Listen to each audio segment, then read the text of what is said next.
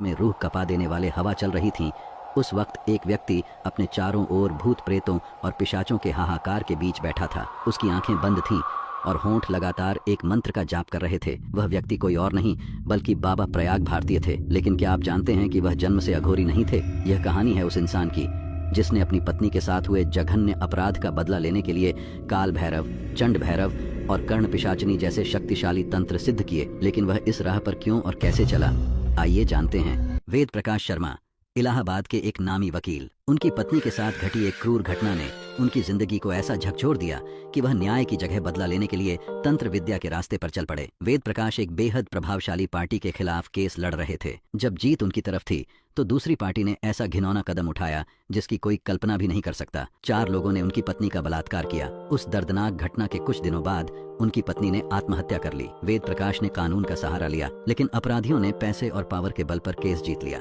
वेद प्रकाश टूट चुके थे, लेकिन उनके अंदर प्रतिशोध की आग जल रही थी। उन्होंने सोचा, अब इन हैवानों को इंसान नहीं, श्मशान की शक्तियां सजा देंगी। कामाख्या मंदिर पहुंचे, जहां एक तांत्रिक ने कहा, अगर तुम बदला लेना चाहते हो तो तंत्र विद्या सीखनी होगी, लेकिन ध्यान रखना, यह रास्ता तुम्हें अंधकार और मृत्यु की ओर ले जा सकता है।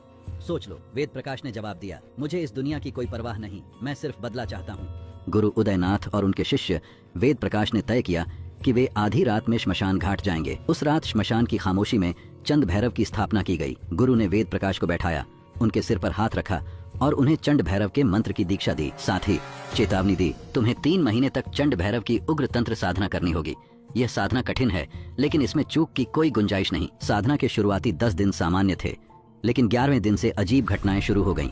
वेद प्रकाश का शरीर दर्द से टूटने लगा। श्मशान में अचानक भूत प्रेत और पिशाचों की चीखें गूंजने लगी। वह डरावना माहौल किसी भी सामान्य इंसान के लिए असहनीय था, लेकिन वेद प्रकाश ने साधना नहीं छोड़ी। रातें बीतती गईं और हर दिन माहौल और डरावना होता गया।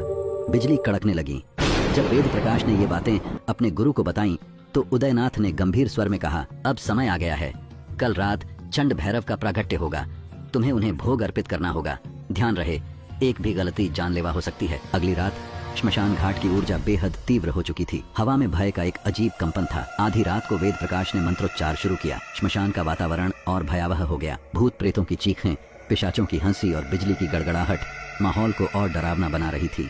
श्मशान के बीच में चंड भैरव का आसन गर्म होने लगा। उसके पास रखा खप्पर धुआं छोड़ने लगा। यह वह क्षण था जिसका इंतजार वेद प्रकाश को था। गुरु उदयनाथ ने कहा था, जब चंड भैरव प्रकट होंगे तो तुम्हें अपने हाथ से रक्त अर्पित करना होगा। यह अंतिम चरण है, डरोगे तो सब समाप्त हो जाएगा। वेद प्रकाश ने साहस दिखाया। उन्होंने कटार से अपनी बांह को चीरकर रक्त निकाला और खप्पर में अर्पित कर दिया। खप्पर से आग और धुआं निकलने लगा। अचानक उसी धुएं और आग के बीच से एक विकराल रूप प्रकट हुआ, चंड भैरव। उनकी छवि किसी सामान्य इंसान के लिए देखना असंभव थी। एक हाथ में त्रिशूल, दूसरे में कपाल और उनकी ज्वाला सी दहकती आंखें। यह स्वरूप रौद्र और अचंभित करने वाला था।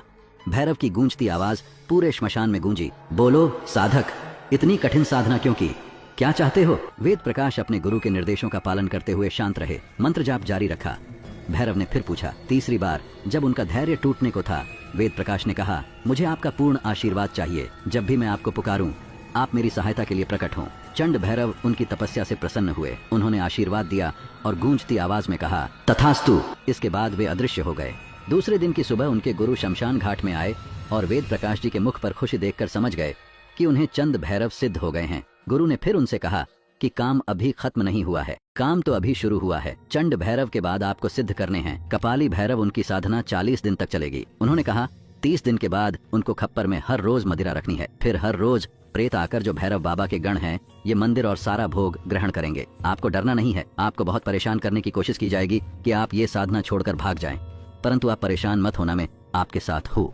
जैसा उनके गुरु उदयनाथ जी ने कहा था, वैसे ही 30 दिन के बाद भैरव के गण आते थे और भोग लेते थे। 40वें दिन उनके गुरु ने बताया, आज कपाली भैरव आएंगे और आपको उनके हाथ में रखे कपाल को एक ही बारी में मदिरा से भर देना है।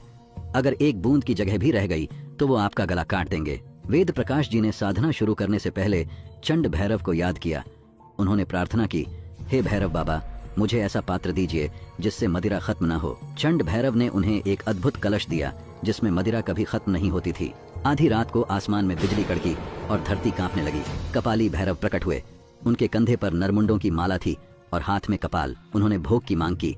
वेद प्रकाश जी ने बिना किसी डर के कलश उठाया और कपाल को भरने लगे।